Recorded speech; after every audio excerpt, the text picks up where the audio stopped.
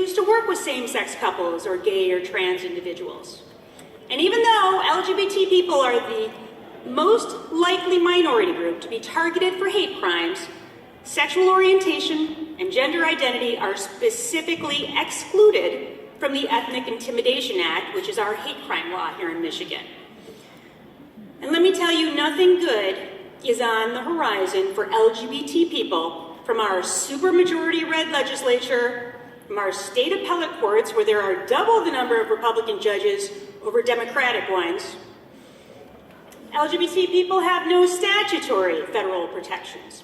The only real federal protections are those instituted by President Obama. An executive order mandating that all federal contractors be prohibited from discriminating against LGBT people, and his Department of Justice Civil Rights Department, which protects LGBT students who are educated in a federally funded institution under the Obama administration's interpretation of Title IX.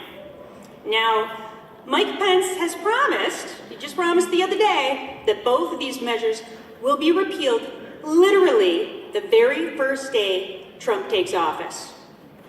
So that leaves one place for LGBT people to seek security, and that is the United States Supreme Court. Now, there are 4 Supreme Court decisions which form the basis of all LGBT rights for people who live in states such as ours. All of them came in the last 20 years, and all of them are authored by Justice Anthony Kennedy. These are Romer, Lawrence, Windsor, and Obergefell, although I still call it DeBoer v. Snyder, which it would have been if we had filed our petition 1 hour before Ohio filed theirs, but no sour grapes. We're just happy for the decision. I just really wanted to see Snyder's name on the opposing side, the losing side of that case, didn't you?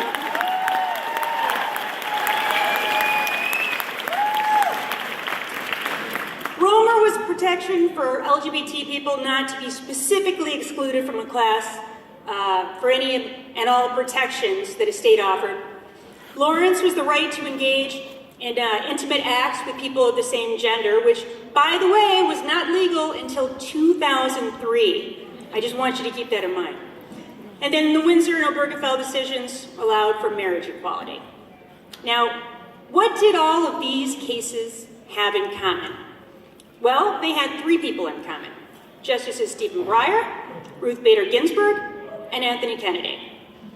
Now, we know that Scalia will soon be replaced with a younger, hopefully not more obnoxious version of himself.